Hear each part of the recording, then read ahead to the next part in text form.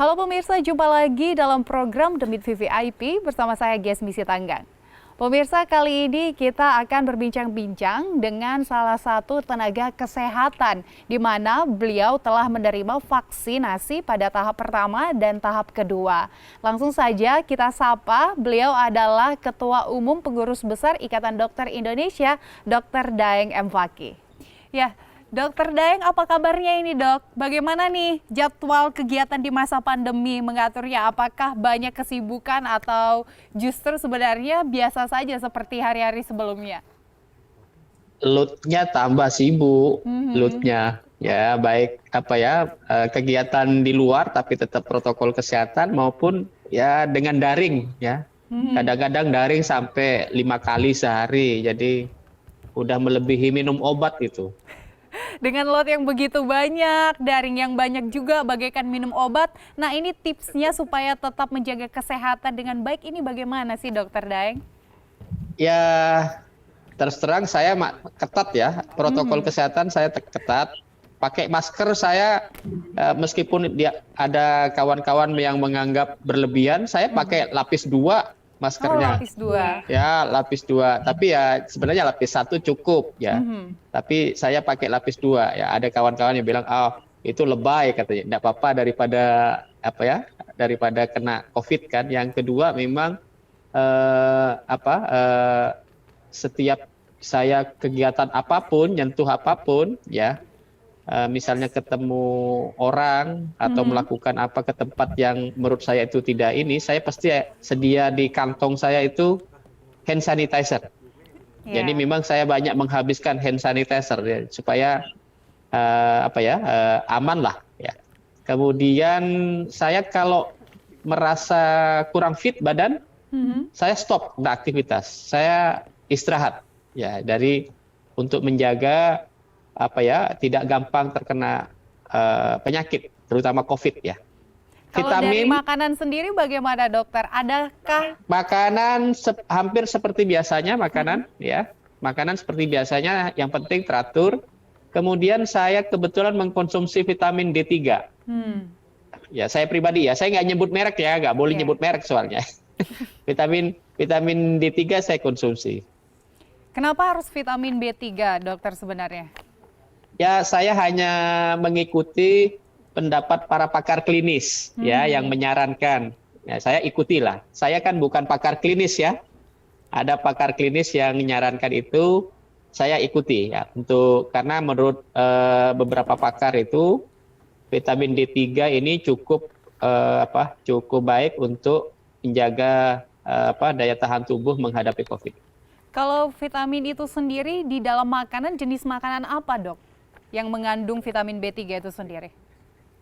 Saya kebetulan tidak banyak bertanya ya, tapi hampir semua makanan ada ya vitamin D3 ya. Cuman kan kalau sampai misalnya kebutuhannya 4.000, 5.000 itu tidak mungkin dari makanan kita dapatkan ya. Mungkin dari makanan itu ada, tapi kandungannya tidak sebanyak itu. Jadi saya disarankan minum yang bentuk obat begitu. Oh, baik.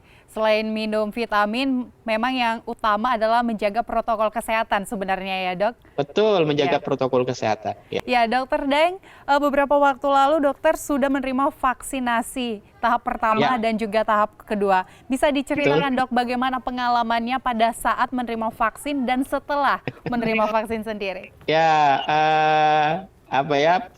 sebenarnya tidak ada yang istimewa ya pengalamannya, karena ya memang ditanya-tanya tentang profil saya ya, baik profil pribadi ya maupun riwayat penyakit ya. Yang paling detail itu ditanya riwayat penyakit ya. Kalau dinyatakan tidak ada kontraindikasi atau halangan ya, misalnya ditanya tentang sakit kanker, sakit jantung, sakit ginjal, kelainan darah ya, atau sakit autoimun, alergi yang berat, begitu itu tidak ada. Kemudian tensinya baik ya, suhunya baik. Nah, itu kemudian dilakukan injeksi. Jadi memang tetap ada penapisan kalau kalau ini pengalaman saya tetap ada penafsiran. Waktu disuntik, kemudian waktu disuntik itu yang namanya jarum masuk ya, masuk ke tubuh kita pasti ada rasa sakit ya. Iya. Tapi tidak seberapa sakitnya. Cuman setelah disuntik itu masih merasa pegel di tempat suntikan. Itu saya tanya memang itu efek samping salah satunya.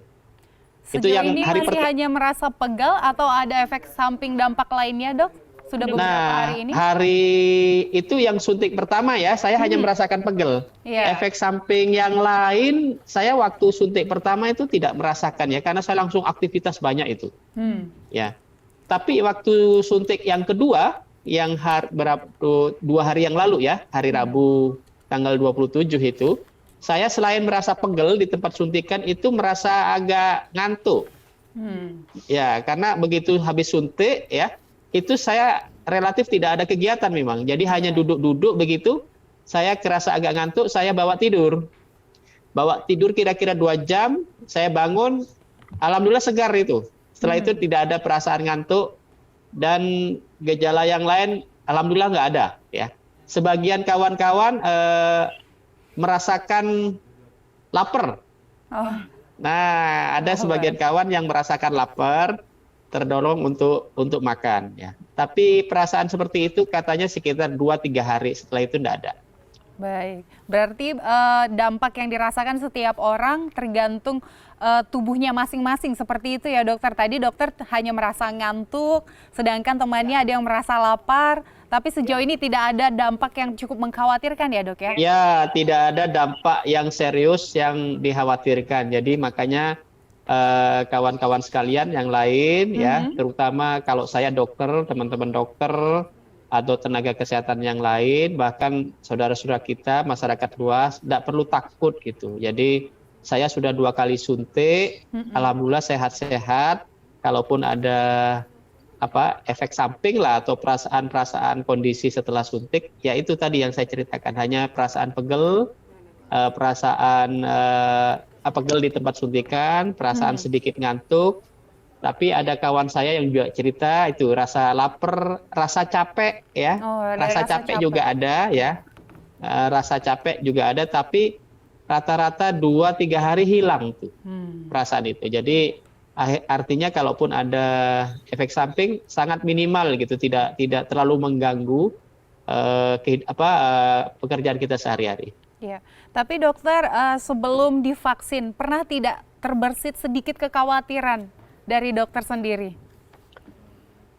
Saya karena kebetulan dokter ya, saya kebetulan dokter dan saya mengetahui tentang ilmu vaksin ya. Saya terus terang tidak khawatir.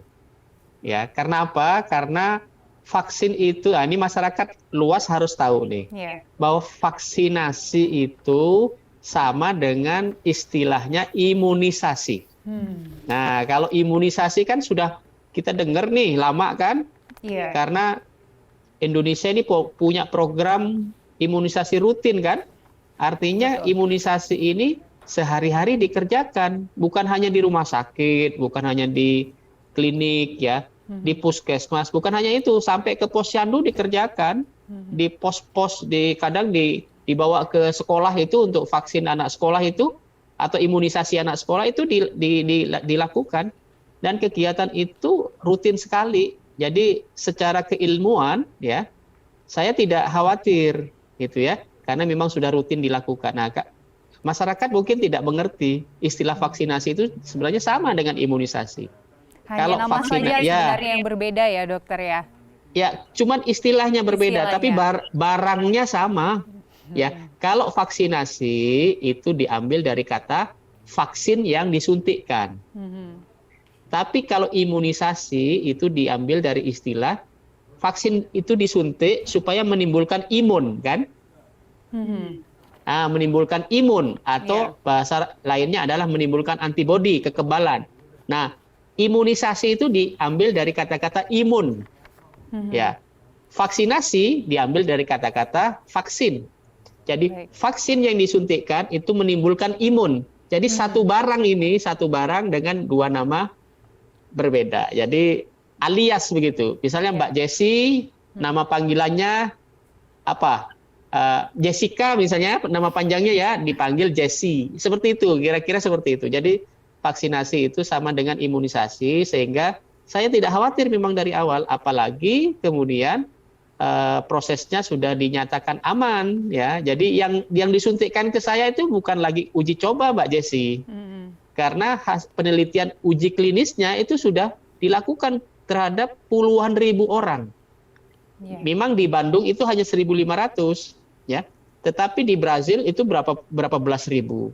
Di Turki juga berapa ribu. Jadi total sebenarnya puluhan ribu yang sudah uji klinis, bukan uji coba ya. Kalau uji coba itu kan cuma dicoba-coba ya. Tapi ini uji klinis. Uji klinis itu beda dengan uji coba. Kalau uji klinis ini pakai metode ilmu ya, pakai metode ilmu, bukan sekedar coba-coba. Jadi uji klinisnya selesai, sudah dinilai dinyatakan aman. Ya, saya karena tahu ilmunya, saya menjadi tidak takut, tidak khawatir karena hasil uji klinisnya itu dinyatakan aman dengan efek samping yang sangat minimal. Jadi saya sangat yakin dengan keilmuan yang dilakukan dan sehari-hari imunisasi itu dikerjakan. Makanya saya justru senang kalau menjadi target pertama dilakukan imunisasi. Kenapa? Supaya cepat terjadi imun kebal ya terhadap infeksi COVID. Iya, supaya kita juga segera bebas dari belenggu virus COVID-19 ini ya dokter. Jadi kita bisa kembali dengan aman lagi.